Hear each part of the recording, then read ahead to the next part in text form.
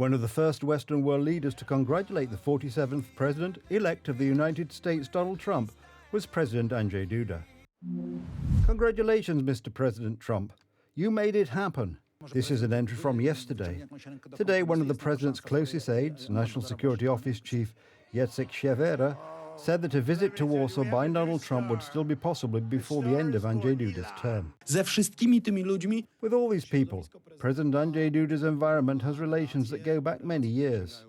We know these people. We have each other's cell phone numbers. After all, the two presidents have met many times, both in Poland and in the United States. Most recently in April in New York, as US President Donald Trump himself recalled in an interview with Republica. This friendship between the presidents goes back to Donald Trump's first term. It was really a very good time for Polish-American bilateral relations because it was a time when we started, you could say, cooperation with the American side in the field of nuclear energy. It was the time when the first long-term contracts for the supply of liquefied natural gas to Poland were signed. This really gave us diversification and energy security. Energy security, but also military security. It was during Donald Trump's presidency that the decision was made to station an additional 5,000 American troops in Poland. Now the total is 10,000. President Duda very skillfully knew how to present the rationale for our part of Europe to Donald Trump at a key moment when it came to support for Ukraine. I think it was in Poland's great interest. It was also during Donald Trump's tenure in the White House that visa requirements were lifted for Poles traveling to the United States. No Polish politician after 1989 has built such a political apparatus and capital in the United States as President Andrzej Duda. The challenge for Poland now is to use this capital to secure the transatlantic alliance. That alliance is now threatened by Donald Tusk and the entire German-Russian bias that governs Poland and the European Union. The way to achieve this is to win the presidential election, but it cannot be achieved without the strong support of President Andrzej Duda, because it is his personal relationship with President Donald Trump that guarantees the continuation of effective cooperation between Poland and the United States. No representative of the December 13th coalition camp has such a position. And you know that the foreign ministry may have a problem with this relationship. For example, Radosław Sikorski might have a problem.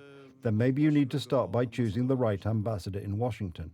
Reminder, the foreign ministry insists that Bogdan Klich, who has publicly insulted Donald Trump, should be Poland's ambassador to the United States.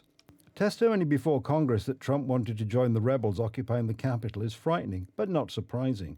Let's remember that it was friendship with this unbalanced and disrespectful of democracy politician that was supposed to be, according to Law and Justice, the guarantor of Poland's security. Sikorski himself in 2019 called Trump a fascist, while his wife a few weeks ago compared the US president to the greatest criminals of the 20th century, and Donald Tusk first mocked Donald Trump, which he himself boasted about on social media and in his book Honestly, and then accused him of being dependent on Russian influence. It's a mutual dislike, by the way. Words of criticism of the December 13th coalition are not hidden by the Vice President-elect of the United States, J.D. Vance. One of Donald Trump's closest associates also praises the effects of cooperation with the Polish right.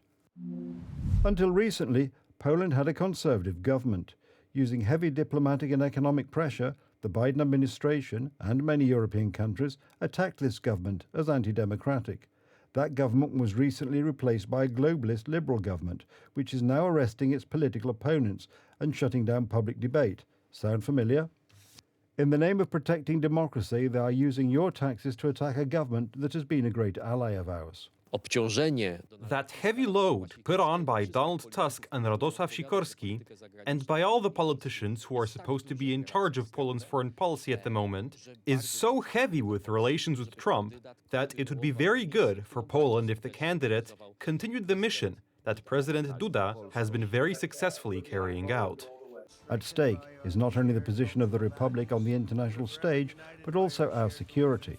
Hence the great importance of the outcome of the upcoming presidential elections in Poland.